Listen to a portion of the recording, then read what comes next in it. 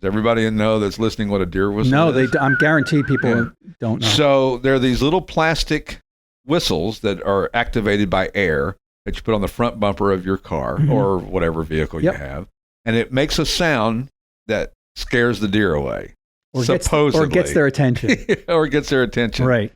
Well, why would you want to scare a deer away? So you don't hit a deer. Sorry, have you ever hit a deer before? Yes, I have, and we're in Pennsylvania, where it's probably the most deer hits of any state. So people in other parts of the country don't have problem with white-tailed deer overpopulations, but we do, and so deer whistles are commonly sold here. Yeah, and it's an inaudible tone. That's right. Humans. It's like a dog whistle. That's right. Yeah, you don't hear it. And Missouri was the same way. And the reason that they're so prevalent. And deer are so out there, and we see them all the time on the roads, because we're taking their environment.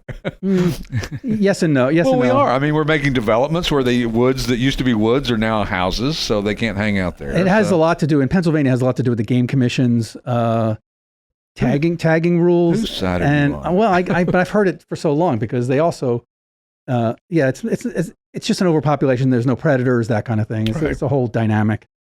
So, guess what we found out about deer whistles? What about? They don't work. Wow. All the research is done that they don't work.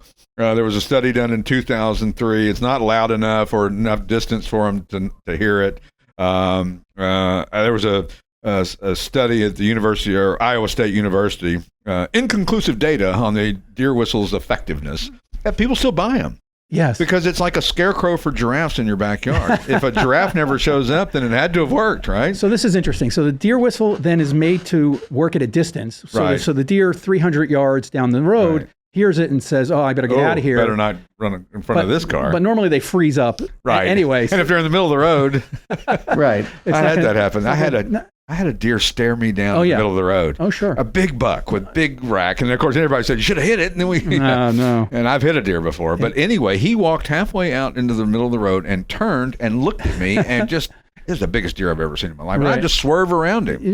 Just drive around him slowly and wave. Well, the ones that get hit are usually the ones that are trying to cross in front of you. And they're like, and you don't even see or running them. in a herd. In a herd. But I love now there's places that have these bridges that go across highways that are grass covered, and they try to force the deer into the They're called wildlife corridors. I was involved with that in California, as a matter of fact. Didn't know that. Oh, man of many talents. So many things we don't know about you. Is there any prison that we need to know about? No, there's no prison, but hitting a deer is an unpleasant experience. Hitting any animal is an unpleasant experience. Not only for them, but for the bodily fluids that end up all over your car. The car absolutely destroys cars, totals cars here, and it's a big deal. Yeah, so and it can kill you. By the way, absolutely, because if that either you swerve to miss it and then you go off the road. That's right. Or the the hoof goes right through the windshield and cracks you in the skull, or the antlers stab you right through the heart. It's bad. We should probably get our listeners to let us know at podcast at classic. We're going to have to change that. Oh, we will. No, I think you can save that. Yeah. I think it's okay to save that. Podcast at classicautomall.com. It has but let us know if you've had deer whistles and have you still hit a deer. Yeah, if you've hit a deer. Yeah, if you've hit a deer with deer whistles. Does the manufacturer give you your $11 back?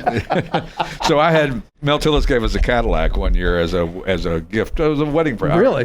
Christmas present, actually. Wow. Yeah, not a bad gift. It was kind of an ugly Cadillac, right, but it was still a Cadillac. Yeah.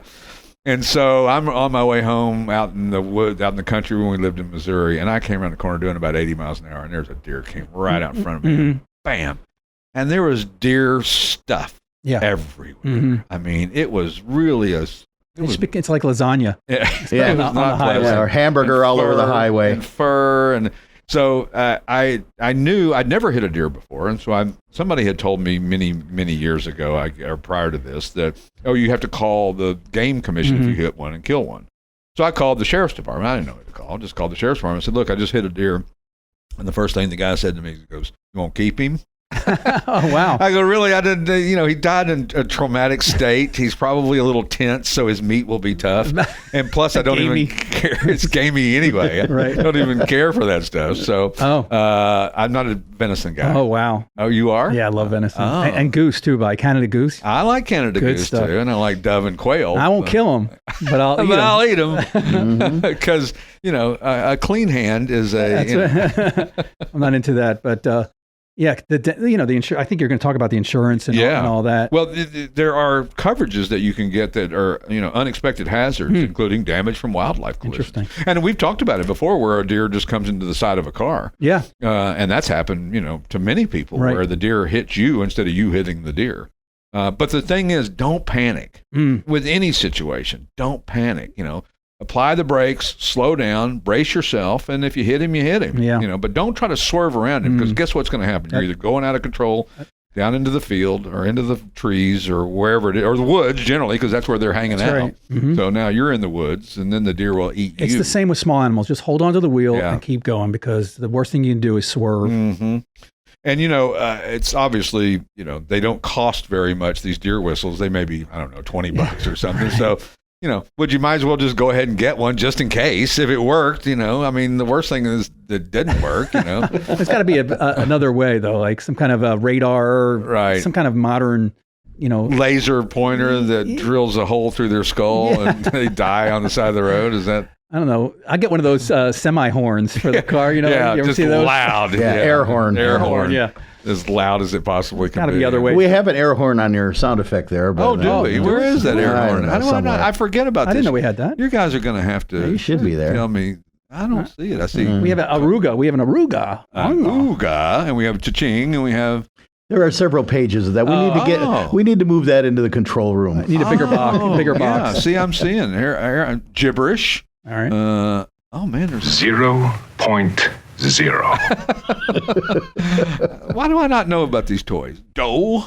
Dough's good. No soup for you. That was on the other night. No soup for you. Was it? That was so classic. Great. Classic Seinfeld. Classic. So anyway, the deer whistles, they probably don't work. But if it makes you feel better and maybe you think that you may avoid an accident, listen. When a deer comes out in front of you, there's not much you can do.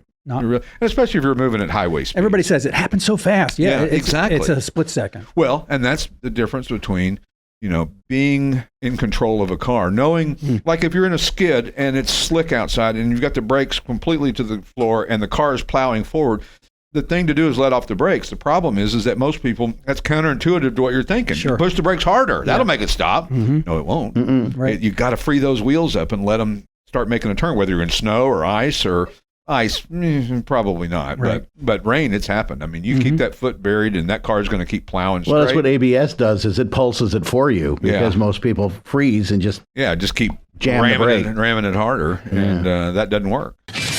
You've been listening to the Classic Auto Mall podcast with your host, Stewart Howden.